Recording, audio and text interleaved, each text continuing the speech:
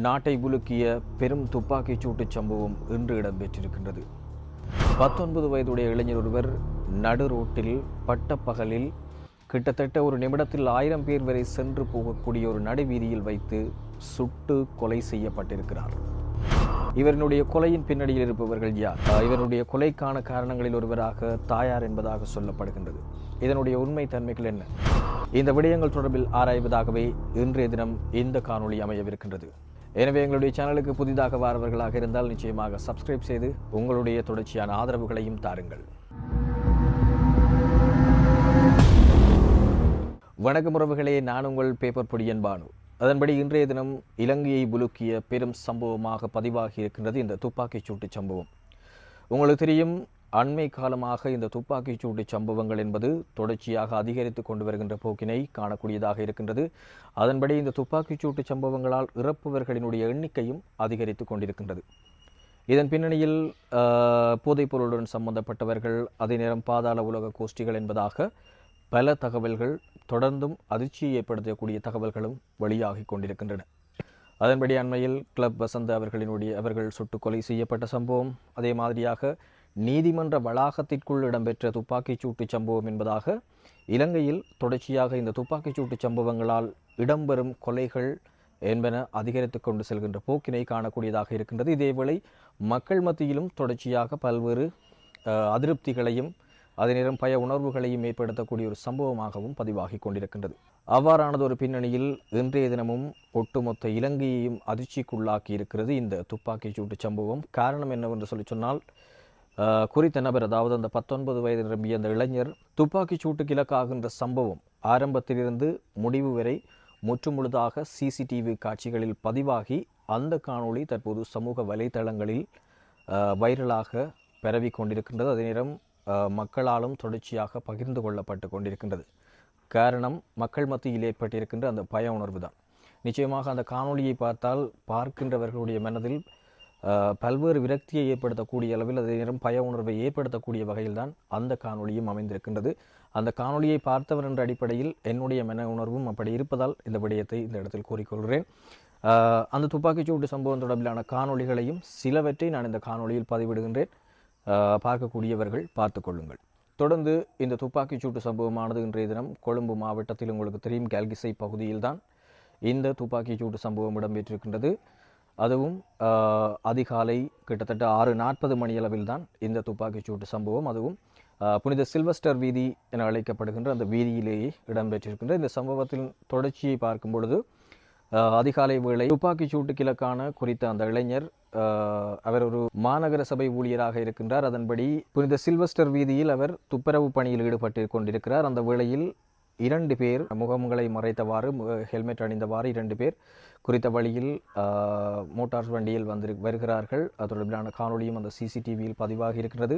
வரும்பொழுதே குறித்த நபர் மீது அந்த 2 பேரும் துப்பாக்கி பிரயோகத்தை மேற்கொள்கின்றார்கள். இதன்போது அந்த நபர் காயமடைந்த நிலையில் சிங்களத்தில்தான் அம்மா ஐயோ என்று சொல்லி கத்திக்கொண்டு குறித்த சில்வஸ்டர் வீதியிலிருந்து நேரடியாக காலி வீதி நோக்கி ஓடுகிறார்.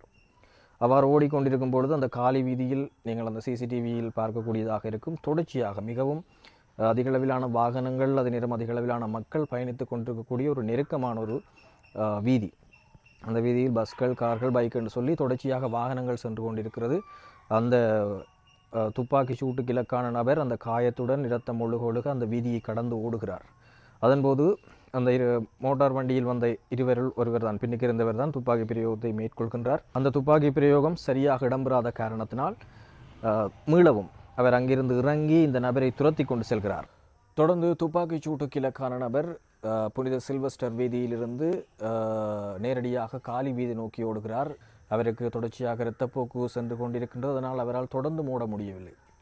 இதன்படி தன்னால் இயன்ற அளவு தூரம் அந்த ரோட்டை தாண்டி ஓடி முயற்சித்த வேளை இந்த துப்பாக்கிதாரி குறித்த துப்பாக்கிச் சூட்டுக்கு இலக்கான நபரை தொடர்ச்சியாக துரத்தி கொண்டு செல்கிறார். அதாவது மோட்டார் சைக்கிளிலிருந்து இறங்கி தானாக துரத்தி கொண்டு செல்கிறார் துப்பாக்கியுடன்.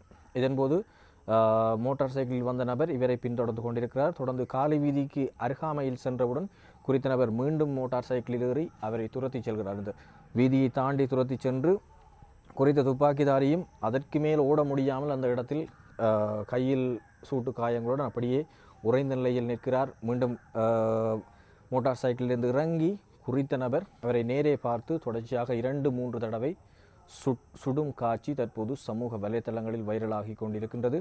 அந்த காட்சியை தொடர்ந்தும் பார்க்க முடியாமல் இருக்குது. அப்படியாக இந்த சம்பவத்தை இதற்கு மேலதிகமாக என்னால் சொல்ல முடியவில்லை. அது தொடர்பிலான முற்றுமுழுதான காணொலியை நான் இந்த யூடியூப் தளத்தில் பதிவிட முடியாது என்று சொல்லி சொன்னால் யூடியூப்பினுடைய அந்த பாலிசிகளை மீறுவதாக அமையும். எனவே சில காட்சிகளை மாத்திரம் இதில் பதிந்து கொள்கிறேன். நீங்கள் அது தொடர்பிலான காணொலிகளை பார்க்கக்கூடியதாக இருக்கும்.